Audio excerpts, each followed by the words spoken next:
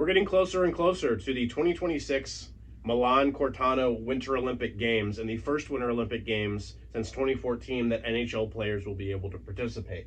To say I'm excited would be a little bit of an understatement. But since this is a Pittsburgh Penguins channel primarily, I want to penguify this topic and talk about the Penguins' relationship with the Olympics. Which major players in Penguins history have gone on to play in the Olympics? Which have won gold? What have the stoppages in the season meant for the Penguins and the rest of the league? And what will things look like this upcoming year, where 4 Pittsburgh Penguins players, Archer Shelovs, Erik Karlsson, Ricard Raquel, and Sidney Crosby, will be representing their country in Italy. I liked 4 nations, but really this is the main bread and butter for me. It's the Olympics. It's the biggest event in most of athleticism, so very, very excited to say the least, especially since it is now best on best again. Now, the game of ice hockey has been played at the Winter Olympics since 1920. I will not, I'm sorry, be going over every single Olympic game here, especially because 1, 2, 3, 4, 5, 6, 7, 8, 9, 10 of these games were before the Penguins ever existed.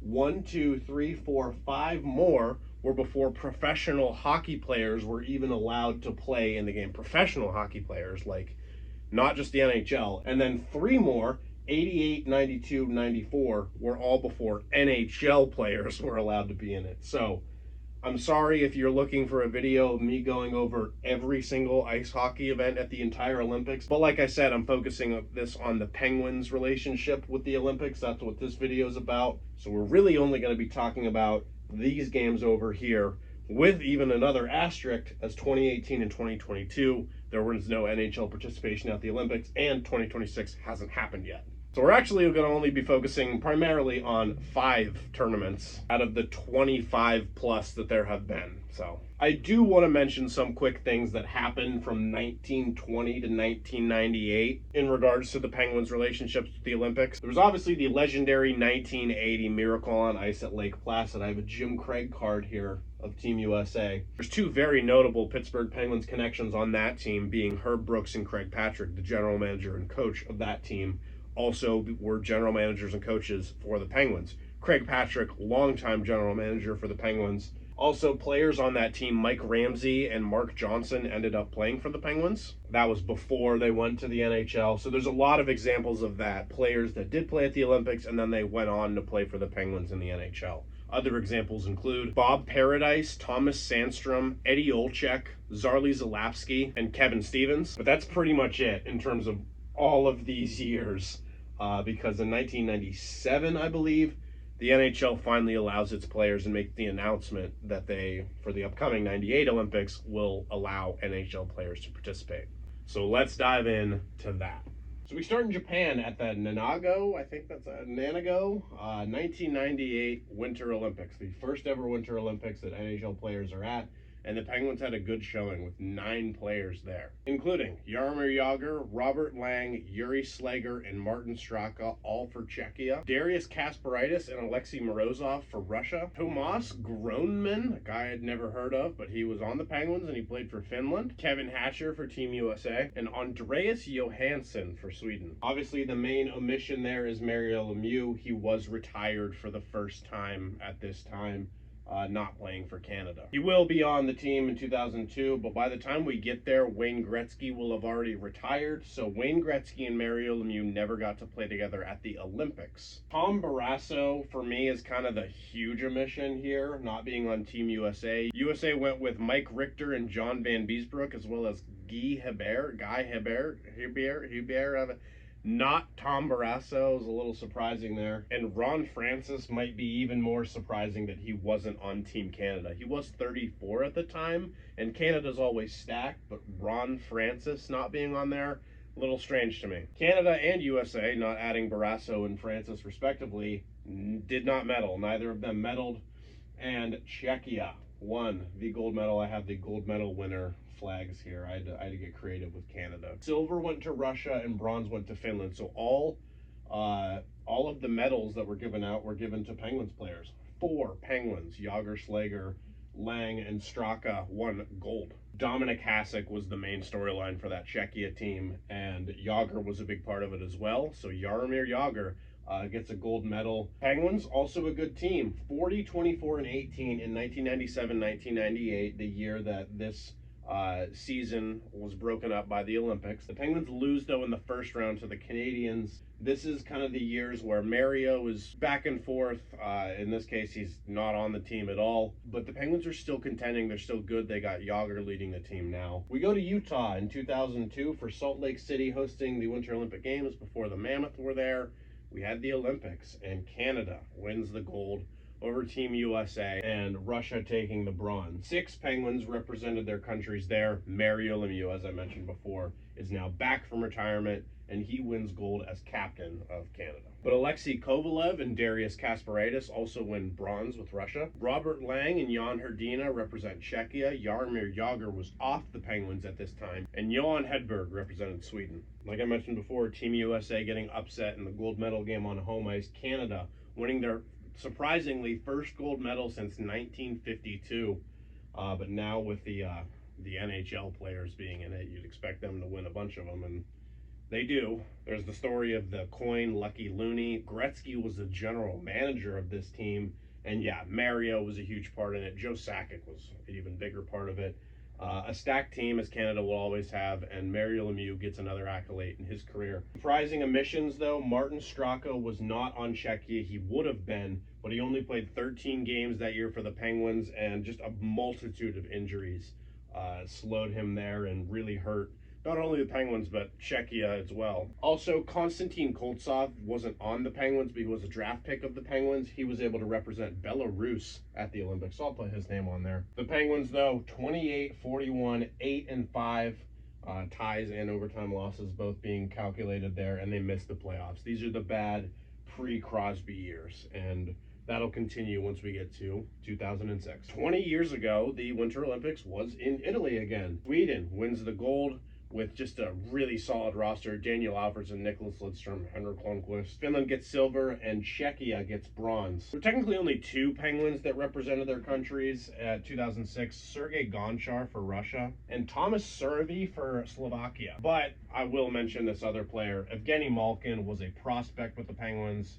He was drafted by this time, and he represented Russia alongside Gonchar there. They didn't medal, though, but a young Malkin gets to represent his country. Won't be at the upcoming Olympics, unfortunately. It's kind of the forgotten Olympics for me. Canada, USA, Russia even, not medaling at all, underperforming, and only 3, 2.5 Penguins being there. Famously, Sidney Crosby was absent from Team Canada's roster, and I mean, they didn't medal at all, so maybe that would have been the right call. Mario Lemieux was 40 at this time, so he's not making the team. Marc-Andre Fleury also absent, but there's so many good options back in the day for Canada. And the Penguins are still bad. 22, 46, and 14. A rough record there, as the Penguins missed the playoffs in a season that was also paused for the Olympics. Let's move on to 2010. This one I'm sure you guys remember at least a little bit, especially what happened in that gold medal game. Overtime, Sidney Crosby, 3-2, win over Team USA. The golden goal, as Sidney Crosby and Marc-Andre Fleury win gold with Team Canada, beating Brooks Orpik on Team USA. And Gonchar and Malkin return. They do not medal, though. Finland gets the bronze. Again, the main thing we remember is Sidney Crosby's goal from Jerome McGinley, who passed him the puck, who went on to play for the Penguins. It was also a home ice win for Canada, being in Vancouver. But not on that team, though, Jordan Staal and Chris Letang. I wanted to at least mention so many good options for Canada. And they usually prefer to intend veteran players. Letang and Staal being a little bit younger makes sense why they didn't make it, but they were still probably good enough that they maybe could have made other teams. Ryan Malone, though, I do want to mention, former Penguin and from Pittsburgh, was on Team USA. He is the first ever player from the city of Pittsburgh to represent Team USA at the Olympics and medal. The Penguins, though, 47, 28, and 7 in 2009, 2010, coming off a Stanley Cup victory. They do lose, though, in the first round to the Canadiens, so Canada with a lot of wins here. So moving on to 2014, it's kind of the same story. The Penguins have a good season. Canada wins, Crosby wins. Canada 3-0 winners in the gold medal game over Sweden, who gets silver, and Finland secures bronze. A good crop of Penguins players represented their country, 7 to be exact. Sidney Crosby and Chris Kunitz for Canada. I will defend that decision, even though I'm not a Team Canada fan. I was very happy to see my boy Chris Kunitz go to the Olympics and win gold eventually. Jussi Jokinen, yeah, he was on the Penguins at that time, and Olli Maatta won bronze with Finland. Malkin returned for Russia. Brooks Orpik returned for Team USA, and Paul Martin was on Team USA too. And also, head coach Dan Bilesma was the head coach of Team USA at that time. So the Penguins were well represented at that 2014 Olympics. However, the tournament itself, it was really Canada's to lose, and they pretty handily took over that tournament and won. TJ Oshie's shootout against Russia did happen that Olympics, which was fun, but no gold, no medals or anything for Team USA. Chris Letang did not make it again. He was a little bit older, but again, the veterans and just the stacked roster of defensemen that Canada had put him on the outside looking in. And also Marc-Andre Fleury was not one of the 3 goalies selected. Mike Smith getting the call over him, along with Carey Price and Roberto Luongo. And that is the most recent NHL Olympic experience, and I was in 8th grade, so it's been a while. We will go over the 2 Olympics that have happened since then with non-NHL players, a couple Penguins connections there real quick. In 2018, they happened in Pyeongchang, South Korea, with Russia winning gold, or the Olympic athletes of Russia, and it's Russia. Germany getting silver on an upset there, and Canada getting bronze. Russia getting a golden goal from Kirill Kaprizov in the gold medal game over Germany, 4-3 the final score in that one. In 2022, the Olympics were in Beijing, China. Finland won the gold over Russia in a 2-1 game, with Slovakia getting bronze. It was also Finland's first ever gold medal at the Olympics. No offense to them and just this Olympics in general, though. COVID circumstances were still in play at this time, and no NHL players really kind of made me forget and not really care about these Olympics. But 2026 is now, and pretty soon. The NHL at the Olympics again, so let's do a brief preview of that. Finally, just to wrap things up here, these are the countries that will be at the 2026 Milan-Cortano Olympics. Let's go over just the names I have on the board real quick.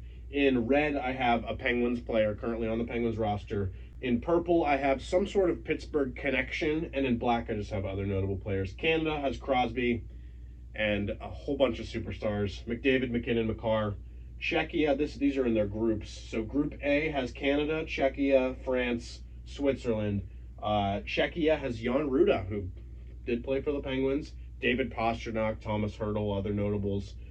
France has Justin Adamo, who played at Robert Morris University, and I got to interview him a couple times, and he was one of our better players there. He's a big boy.